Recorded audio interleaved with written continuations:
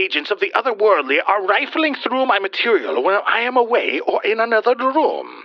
They are stalking me, examining me, looking for what I know, what dirt I have on their nefarious schemes. But they won't succeed.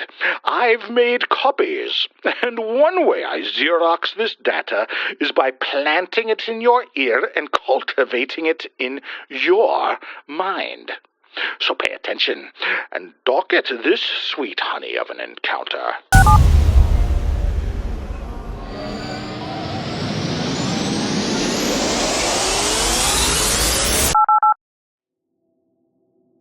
Her name, Sherry Dunderfinch, 72. Sherry was alone in a world she grew weary of, and in her heart only her deceased husband would serve to heal her pain, boredom, fear, and loneliness. Location? Pine Bluff, Arkansas. Date? October 1919. Poor Sherry. Poor in spirit, mind you, and completely impoverished by a lack of inward strength. She was mired in a sweet plethora of wealth left to her by her hard-working husband, Benjamin Dunderfinch. Benjamin Dunderfinch died in the waning days of World War I and left his aged wife alone in a world changing faster and faster, spinning her around. Life was a turbulent confusion only he could ever stabilize for her, and only he could delete the influence of this perplexing universe. And so she yearned for him ever stronger in those days where shadows lengthened. Both had moved to Pine Bluff in the great boom of lumber and cotton about 35 years previous. They struggled across the land from Georgia, leaving the plantation where they were born onto as slaves, and came with their children to settle in a place where wealth and happiness would be theirs. Benjamin was a true pillar of familial dedication and stalwart resolution in his endeavors to provide. Within a year, he had become a primary member of a crew down at the river docks, arduously striving to prove his worth, and over the decades worked up to clerical and managerial levels of the exploding shipping organization that employed him. And in time, he was a managing partner before relinquishing his duties and retiring with beloved Sherry. They lived in a brownstone downtown, bedecked with accoutrements displaying their prosperity. By 1919, the nest was flown, and they were alone without even grandchildren in proximity. The Dunderfinch clan had spread far and wide to escape the dirty South and find their fortunes north and west. Sherry haunted that ample building, a shade of her previous self, yearning to die, but death never coming for her. She was a sad and wrinkled raisin in the bright sun of that post-war world, which was primed to explode into a cascade of fascinating technological and social change as peace regained footing across the globe. But she wasn't quite alone in her ample edifice. You see, the emotionally crippled widow had found a way to substitute her husband's presence in her life. Days after his burial, before the ground over his casket was settled and regrown with grass and weeds, she snuck into the graveyard and exhumed his corpse. Single-handedly. It was quite an audacious and laudable effort for such a slight and lanky lady of advanced years. And in the early hours, as the sun was almost peeking over the horizon and greeting her through the trees, she struggled to shift her husband's freshly rested body back into their home and back into their bed. Oh, good God!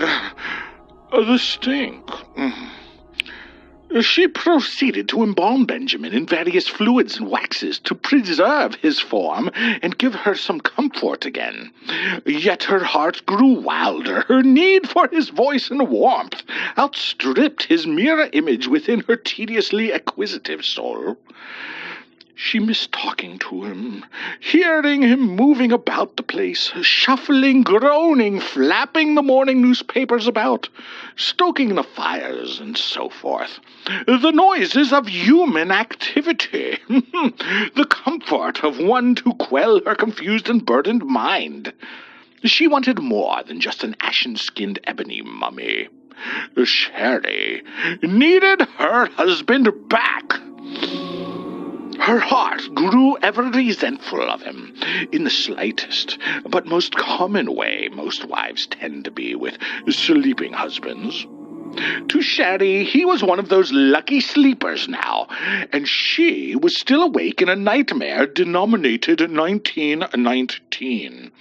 How dared he got the ease and comfort of God's kingdom and promise of eternity, when she was mired in physical reality.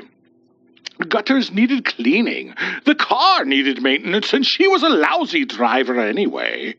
Raking leaves was desperately needed. The finances were not properly ledgered since he slept.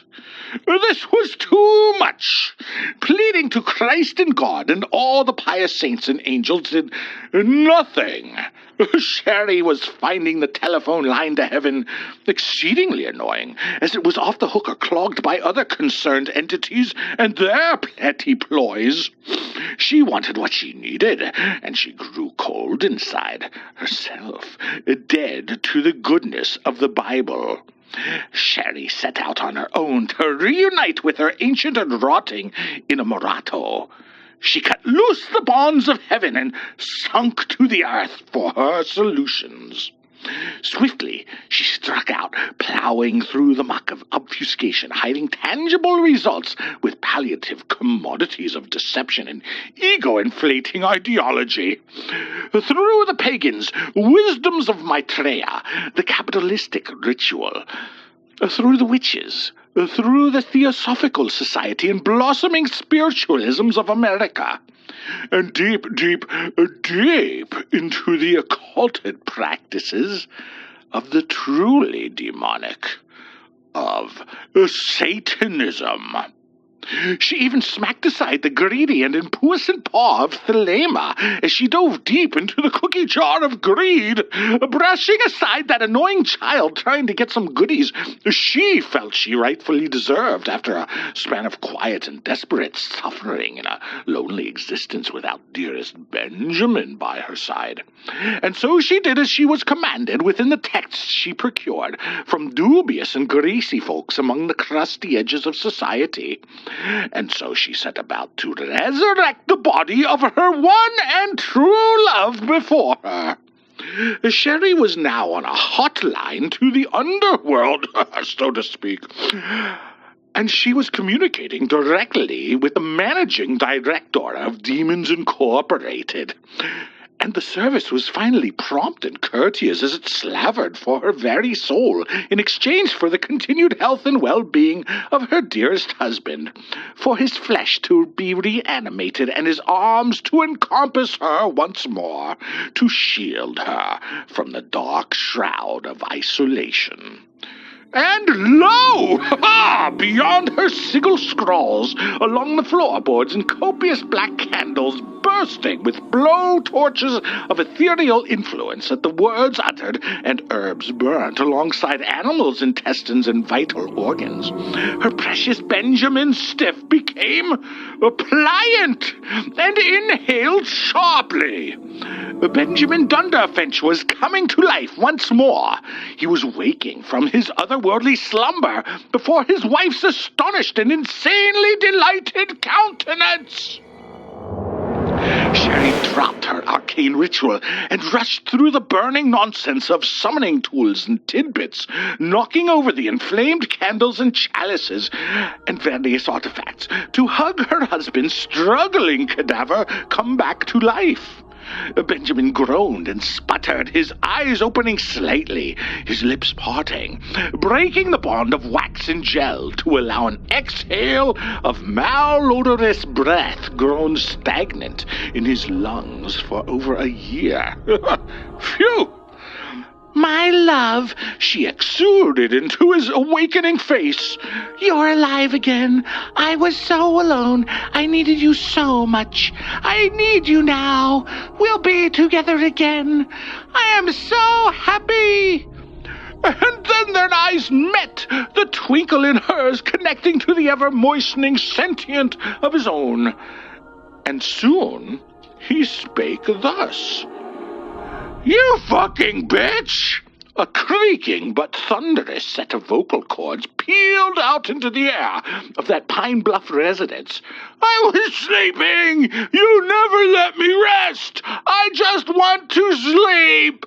Leave me the fuck alone for another hour, damn it!" Sherry backed up in shock. The horror of the outburst by her erstwhile husband was too much. She stood a couple feet from him with an expression of utter disgust and disappointment. Benjamin rose slightly from the bed as he sat up. The skeleton of his ripping through his weakened and decomposing skin and muscles. Mucus and bile flooded out from under his blankets, through his funeral suit, and slipped across the wooden floor and around her feet.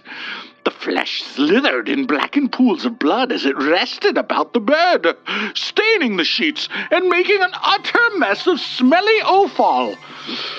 Sherry backed up further, slipping on his loosened innards. She careened about, trying to regain balance, finally gripping on to a distant desk in their bedroom, after splattering his carrion and vital fluids about the place. And then the skeleton of her husband grabbed the blanket, twisted over, and turned away from Sherry to rest once again in peace. Sherry was shaking, quivering, unable to comprehend what had just occurred.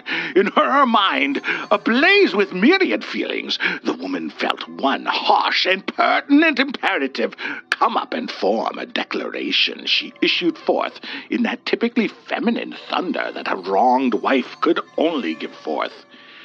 "You never have time for me!" Sherry screamed in hysteria, a thought coming to her mind. "It's another woman, isn't it? You're seeing another woman in heaven!" And then silence. Her fist shaking in anger, her eyes burning with passion, her heart enraged by justice. Through that elongated moment of pause came realization. The recognition of Sherry's world burning down around her. The toppled ritual candles had set the papers ablaze, then igniting the rug nearby and soon the wallpaper and curtains and other cloth in the bedroom. And with it all the furniture was aflame in the worsening heat.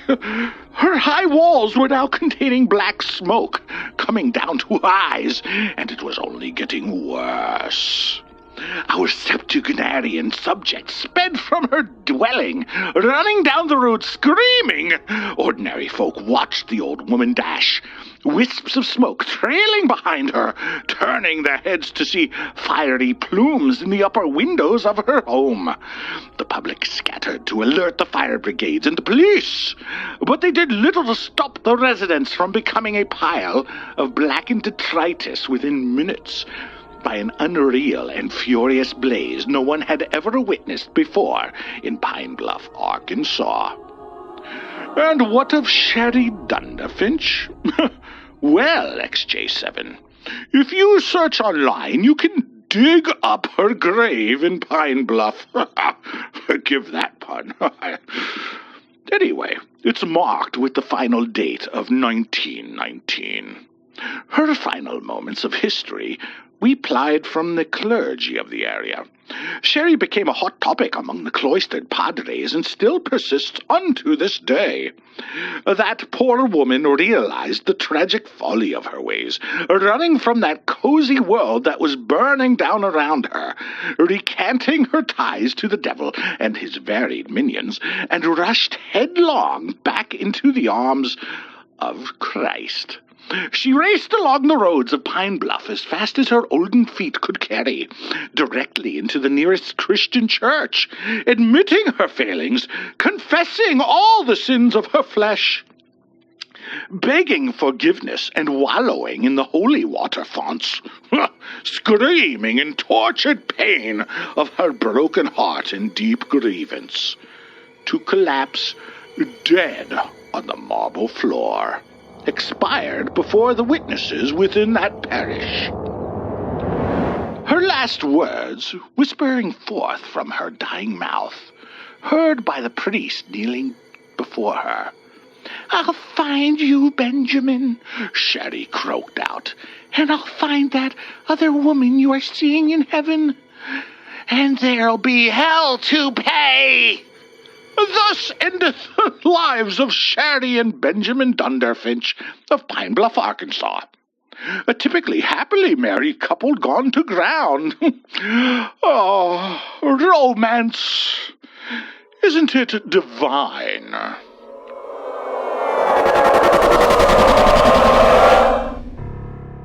Like and subscribe before I die. And ring the little bell or you will surely go to hell. Oh, we're telling spooky stories. This is not a spooky story. Oh, there's no way on the couch I can it say. depends how you look at it. It is kind of spooky. I guess so. Wait, that's it? That's the end of the story? That is a